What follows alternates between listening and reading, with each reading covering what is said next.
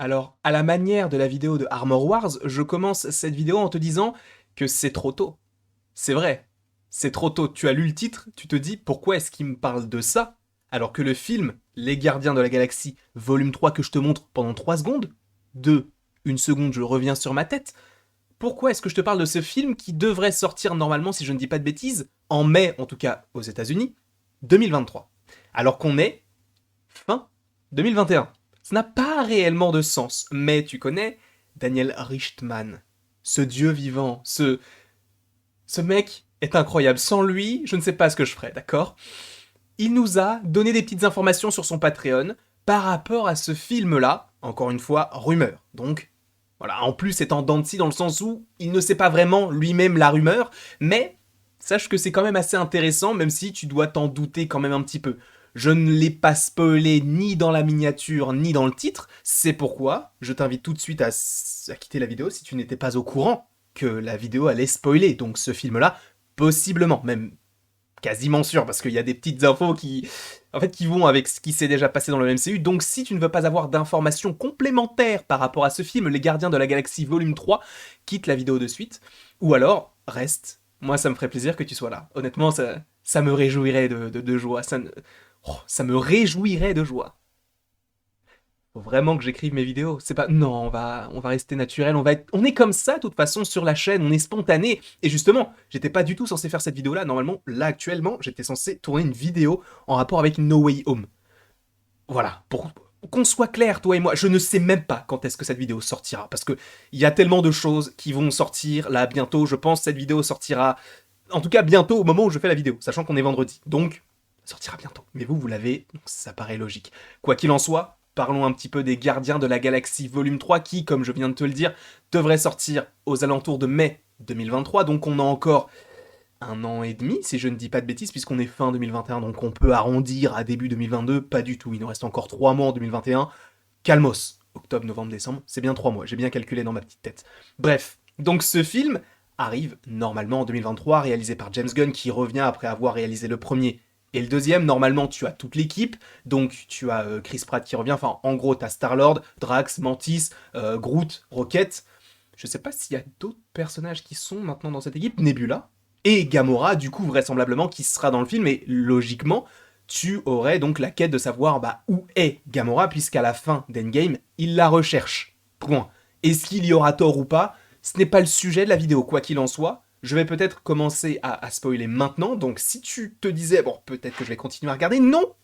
Bah non, pour le coup, parce que, bim, bon, c'est pas du spoil, cette image, tu la connais vraisemblablement, c'est l'une des scènes post-génériques des Gardiens de la Galaxie volume 2. Même si, bon, il y avait pas mal de scènes post-génériques, il y en avait une qui sortait du lot et c'était celle-ci, je vais te la réexpliquer. Très simplement, dans cette scène post-générique, tu as Ayesha, donc le personnage tout doré, donc qui est présent dans le film, qui est dépeinte avec son peuple comme des losers, hein. Ils n'arrivent pas du tout à capturer les gardiens, ils sont vraiment pas ouf du tout. En plus, ils n'affrontent pas directement dans le sens où, quand ils commandent et quand ils naviguent entre guillemets avec leur vaisseau, eh bien, ils le font à distance. Donc c'est même pas eux dans les vaisseaux, c'est une sorte de contrôle par Bluetooth, même si ce n'est pas le cas. Mais tu as compris un petit peu le principe. Donc, Ayesha se dit, il faut qu'on se venge des gardiens parce qu'ils nous prennent vraiment pour des cons, et donc on va créer l'être suprême, et elle dit, je vais l'appeler Adam. Et après, on a un plan sur... Enfin, on a d'abord ce plan-là, et après, elle dit qu'il s'appelle Adam, mais t'as compris, dans ce cocon, il devrait y avoir un personnage, dans ce cocon, plutôt dans cette...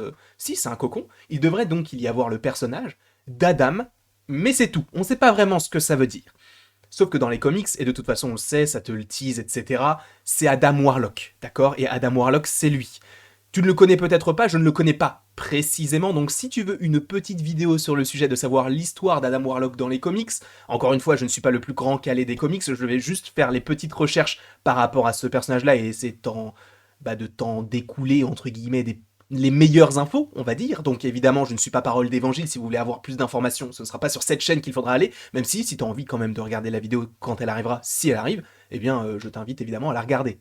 C'est pas maintenant pour le coup, mais si tu en as envie, n'hésite pas à me le mettre en commentaire, bien évidemment. Donc, tu dois te dire, oui, mais et alors, Adam Warlock, il est pas si puissant? Bah quand même. Quand même, pourquoi? Parce que juste avec cette petite image-là, on a Adam Warlock avec le gant de l'infini, qui le tient comme ça, tranquille. Voilà, à la force de ses petits points, il tient le gant de l'infini, il arrive à le mettre, etc. Il n'y a pas de souci, sachant en plus que dans les comics, Adam Warlock, il est muni d'une petite pierre d'infini qui s'appelle la pierre de l'âme. Et justement, il y avait pas mal de petites théories à l'époque du coup des gardiens, à l'époque de Thor Ragnarok, de savoir où était la pierre de l'âme, même Black Panther, même Infinity War surtout. Et certains pouvaient estimer que ça aurait pu être comme dans les comics, sur le front, donc d'Adam Warlock, mais ça aurait pu faire doublon avec le personnage de Vision qui lui a la pierre de l'esprit. Donc tu dois te dire, mais quelle était l'information directement d'Adam Warlock, n'importe quoi, de Daniel Richtman?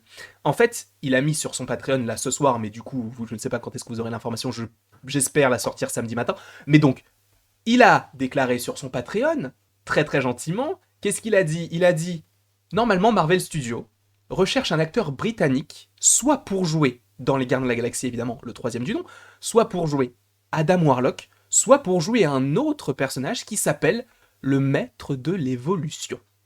C'est assez intéressant. Là où il estime que ça peut être soit l'un, soit l'autre, il va même encore plus loin en disant « ou les deux ». Parce que, vous le savez, de toute façon, Marvel, quand ils ont un personnage en tête, ils aiment bien modifier un petit peu l'histoire, quitte à mélanger deux personnages. Là, je t'avoue que j'ai pas forcément l'idée en tête d'avoir deux personnages qui sont combinés l'un avec l'autre. Peut-être le personnage de Ghost dans Ant-Man et la Guêpe, même si c'est pas vraiment un mélange, enfin, c'est une autre version, enfin, bref. En tout cas, Marvel Studios, j'ai pas d'exemple concret là à présent, mais ils font de temps en temps des mélanges de personnages pour t'en proposer un qui peut être nouveau, mais tout en ayant les caractéristiques de l'un et de l'autre. C'est pourquoi Daniel, Daniel, il n'y a aucun rapport à part le D et le A. C'est quand même 2 lettres sur 4 sur Adam. Mais bon, bref. Donc, Daniel Richtman a dit, c'est soit l'un, soit l'autre, ou les deux. Donc, ce ne serait pas impossible que le maître de l'évolution et Adam Warlock soient connectés. Alors, tu dois te demander qui est le maître de l'évolution, je vais te l'expliquer, mais déjà, est-ce qu'il existe un lien entre ce personnage du maître donc de l'évolution et ce personnage d'Adam Warlock? Eh bien, de ce que j'ai trouvé, encore une fois, j'ai essayé de faire mes petites recherches, je ne suis pas le plus grand spécialiste de comics, mais ce que j'ai trouvé, c'est que c'est le maître de l'évolution qui a placé la pierre de l'âme sur le front donc de ce petit personnage qui est Adam Warlock. Évidemment, ce ne sera pas le cas dans le MCU. Pourquoi? Parce que, je te rappelle que ça ferait doublon avec Vision qui a déjà une pierre entre guillemets sur le front, plutôt qui avait une pierre sur le front. Et en plus de ça, on n'a plus vraiment les pierres de l'infini. Oui, certains diront qu'elles ont été réduites à une échelle subatomique, etc. Ok, il n'y a pas de souci, mais en VO, c'est pas ce qu'il dit, d'accord? Il dit qu'il les a détruites. D'accord? Bref.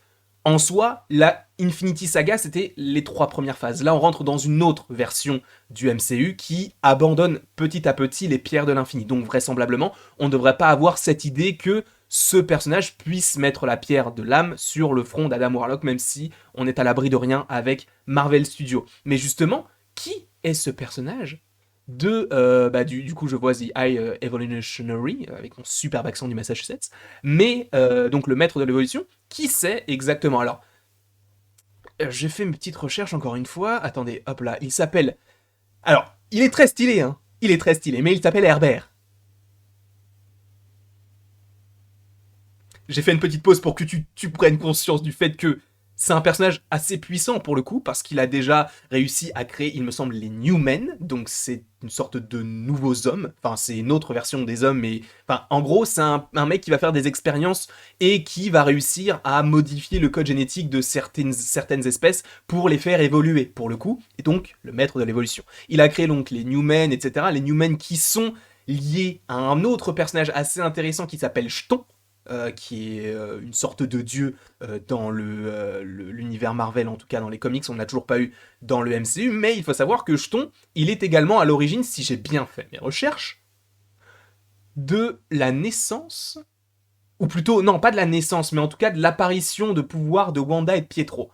Je ne pense pas que ça ait un lien, parce que je pense que Wanda, en fait, c'est surtout via la pierre de l'esprit, donc je pense pas qu'il y ait réellement de connexion entre ce personnage donc du maître de l'évolution et donc le personnage de Wanda, puisque Pietro, je vous rappelle, il a été quick. Mais donc, quel pourrait être le lien avec les gardiens? Sachant que, c'est un personnage qui existe sur Terre, donc depuis, je crois, le 20e siècle, donc c'est un personnage qui date un petit peu.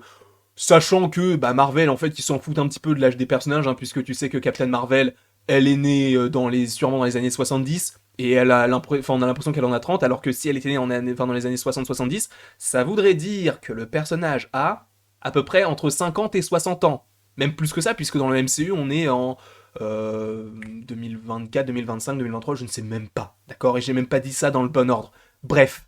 Donc, l'idée serait que peut-être que ce personnage du maître de l'évolution fasse une apparition dans ce film-là, et pas pour un petit rôle. Parce que oui, je te dis que il cherche un acteur anglais pour jouer un des deux personnages possiblement, mais ce sera un grand rôle dans le film. Et ce qui est assez intéressant, c'est que, comme je te l'ai dit, le maître de l'évolution va faire des expériences sur différentes espèces. C'est peut-être quelque chose qui peut être exploité, donc je te remets cette petite image-là pour que tu mettes bien sa tête dans ta tête, justement. Ça peut être possiblement connecté avec un personnage des Gardiens, qui n'est autre que Rocket Raccoon. Tu vas me dire pourquoi? Parce qu'en fait, Rocket, les premières informations que l'on avait par rapport aux Gardiens de la Galaxie Volume 3, c'était que possiblement ce film allait retracer les origines de Rocket. Je sais que Rocket n'est pas lié au maître de l'évolution, peut-être que si, en tout cas, dans mes recherches, j'ai pas trouvé de lien entre les deux personnages, j'ai uniquement trouvé que Rocket venait d'un monde, ou plutôt d'une planète qui s'appelle le Demi-Monde, qui est lié notamment à Hulk, je vais pas rentrer dans les détails parce que je ne suis pas forcément calé, je veux pas dire de bêtises, mais en tout cas, ce qui serait intéressant, c'est que, justement, si jamais ce personnage du maître de l'évolution apparaît possiblement, donc dans ce film, Les Gardiens de la Galaxie, volume 3, est-ce qu'il ne serait pas, lui, justement, à l'origine du personnage de Rocket, puisqu'il a sûrement, supposément, fait des expériences sur une race alien, ou une race, du coup, d'animaux, oui, du coup, ou d'animal, je sais pas comment on dit, d'animal, une race d'animal, oui, logiquement, oui. Donc qui serait un raccoon, un raton laveur, et visiblement ça a donné Rocket Raccoon. Ce sera assez intéressant puisque c'est quelqu'un qui fait des expériences sur les espèces, et on sait que Rocket est une expérience.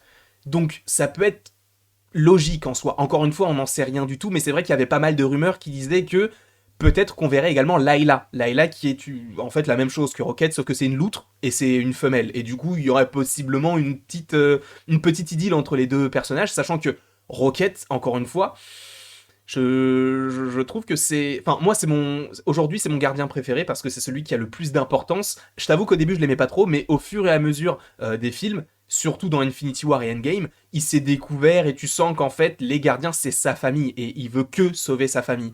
Sauf que, à un moment donné, sachant en plus qu'on sait que dans les Gardiens 3, il va y avoir une cassure entre les gardiens et le futur du coup des gardiens, pourquoi justement ne pas avoir un Rocket, sachant qu'il a beaucoup été exploité, puisque c'est l'un des seuls avec Nebula qui a survécu aux 5 ans du claquement de doigts de Thanos, donc pourquoi ne pas le laisser vivre sa vie tranquille avec Layla si jamais ça peut aboutir sur quelque chose d'assez intéressant pour lui. Quoi qu'il en soit, la rumeur de base, ce n'est qu'une rumeur, encore une fois. Je te rappelle que rien n'est officialisé, rien du tout. D'accord? Rien du tout.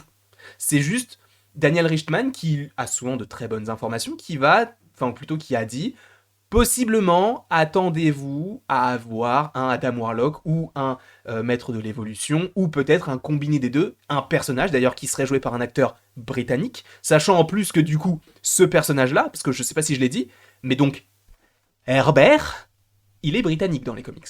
Donc, peut-être que il se tournerait plus peut-être sur ce personnage-là, sachant en plus que, bon, c'est pas non plus incroyable, mais bon, les ratons laveurs, ça se trouve sur Terre.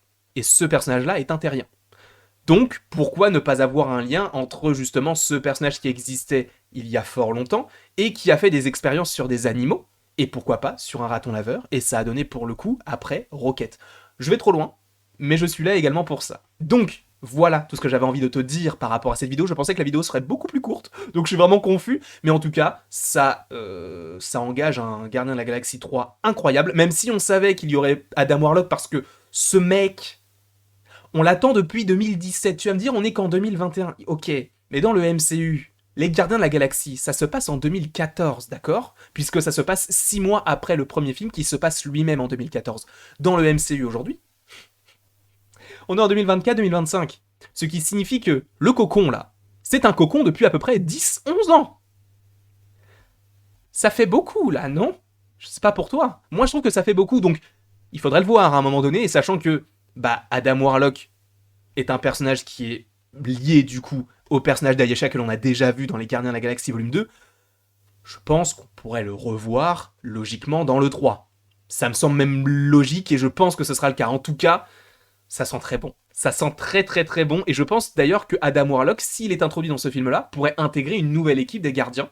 Ça serait ultra stylé. Je ne sais pas ce que toi tu en penses. N'hésite pas à me mettre en commentaire si tu estimes que c'est possiblement l'un ou l'autre, ou les deux, ou pas du tout. Mais ce que tu veux, bien évidemment, dans la bienveillance, je te le rappelle. N'hésite pas non plus à aimer, à partager et à t'abonner si cela te fait envie, bien évidemment. Et après toute cette longue vidéo, il ne me reste plus qu'à te dire à la prochaine pour la prochaine.